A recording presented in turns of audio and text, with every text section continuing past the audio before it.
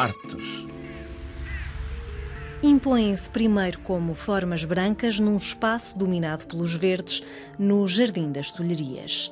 Vem depois a escala e a impressão que elas são mais altas do que o Museu do Louvre, lá atrás.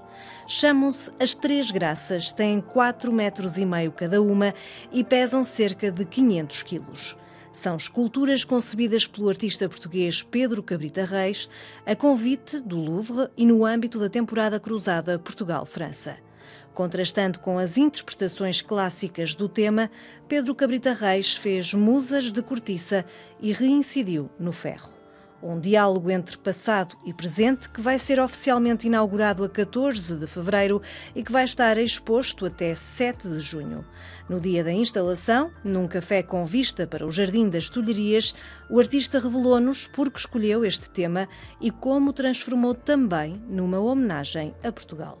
Sim, escolhi Três Graças como outras obras da antiguidade interessam-me, e um artista, em qualquer época que seja do período histórico, olha sempre para as obras de outros artistas, sejam seus contemporâneos, sejam do passado, por muito distante que ele possa ser. As Três Graças sempre me interessaram, é um objeto quase icónico, é um tema que atravessa a história da arte há milhares de anos, vem desde a antiguidade clássica até ao presente. E, além disso, no Louvre há várias versões das Três Graças, seja em escultura, seja em pintura. De alguma forma, interessa-me também estabelecer diálogos, pontes entre as coleções de museus e o meu próprio trabalho, não é?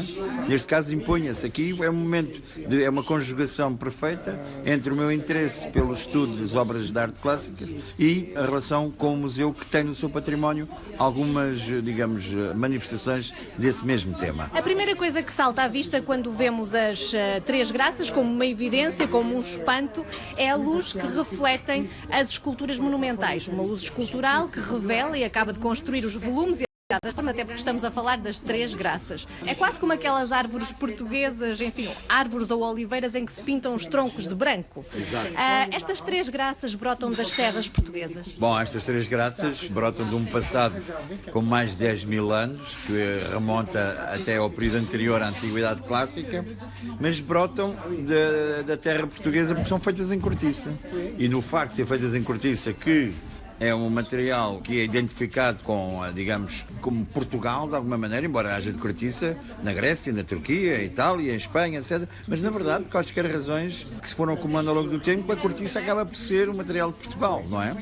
E foi por isso que eu também resolvi fazer as esculturas em cortiça, porque as esculturas foram feitas a convite do Louvre e integradas numa operação ampla de diplomacia cultural entre os dois países, Portugal e França, que é a chamada temporada Portugal-França. Nesse quadro, parecia-me absolutamente natural ir buscar à cortiça precisava para fazer as esculturas e levar. Ou seja, já que estamos em Paris, trazer aqui esse material tão nosso, do qual me servi pela primeira vez, é preciso dizer, nunca tinha trabalhado em cortiça antes, mas usei-me pela primeira vez para produzir esta escultura. Era a decisão que se impunha. Poderia ter feito uma escultura de outra coisa qualquer, podia ter feito em aço, podia ter feito em madeira, podia ter feito em pedra, não nada disso.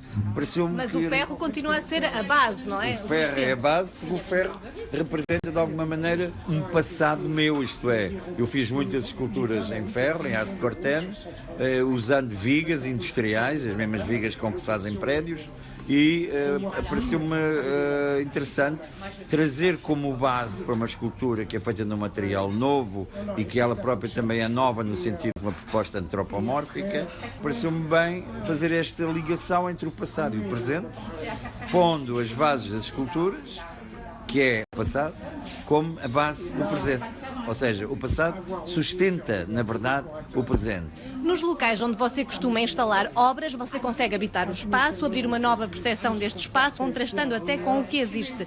Aqui estamos junto a um dos museus mais clássicos do mundo, com a instalação de uma obra cujo título remete justamente para essa iconografia clássica.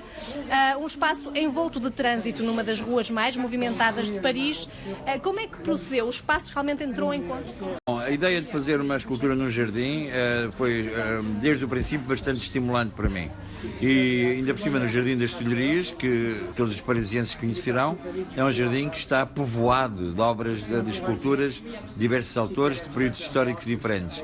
Esta minha é de arte contemporânea. Há uma outra peça contemporânea do Pennone, que é uma árvore em bronze, está num outro sítio das Tulherias, mas a mim interessou-me, digamos, este contexto do jardim. A proximidade de outras esculturas antropomórficas feitas em pedra ou em bronze foram de alguma maneira algo que eu tomei em consideração quando comecei a construir esta minha peça. Portanto, não é tanto o espaço da cidade que determinou nem a escolha, nem a história, mas sim o espaço restrito, o espaço do jardim. Sabe que os jardins são uma coisa muito interessante porque representam, nas suas diferentes escolas estéticas, há os jardins à francesa, os jardins ingleses, etc., representam a tentativa que vem de há milhares de anos, que é do homem dominar a natureza. E dominam a natureza de formas muito diferentes, desviando cursos dos rios, fazendo barragens, plantando, queimando florestas e tal. E uma das formas mais perversas de dominar a natureza é justamente fazer jardins, que é uma espécie de natureza ideal. Mas vocês aqui não quis dominar nada, quis simplesmente trazer algo... Os artistas nunca dominam nada. É a arte que domina de uma forma incontornável a maneira como as pessoas se veem e estão no mundo, e a história da humanidade é determinada em muito boa parte pelo pensamento que provém ou advém da criação artística. E repare que não é só da criação artística plástica, da música, da poesia. A arte tem um papel discreto, mas poderosíssimo, na forma como a humanidade evolui e como as pessoas se veem a si próprias. As esculturas que concebeu não são discretas, pelo contrário, impõem-se no Jardim das Tulherias. Quando se faz uma obra de arte para um espaço público, a questão da escala é importante porque há que ter em conta uma quantidade de circunstâncias com as quais não se pode negociar.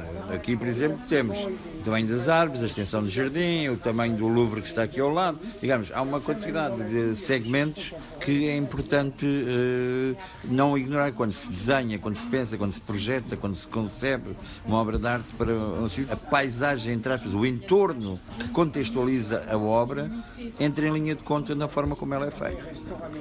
As suas obras figuram em diferentes coleções de vários museus contemporâneos em todo o mundo. Você já participou, por exemplo, na Documenta de Kassel em 92 e 97, representou Portugal na Bienal de Veneza em 2013, expôs na cidade francesa de Toulon em 2015, na Bienal de Lyon em 2009, em Chamarronde em 2008. Em Marselha, não me recordo quando, mas recentemente. Mas mesmo assim fica a sensação de que não é ainda suficientemente mostrado em França. Participar nesta temporada, convidado pelo Museu do Louvre também, vem corrigir um erro? Não creio que venha corrigir um erro. Vem acrescentar uma linha muito importante à minha narrativa pessoal.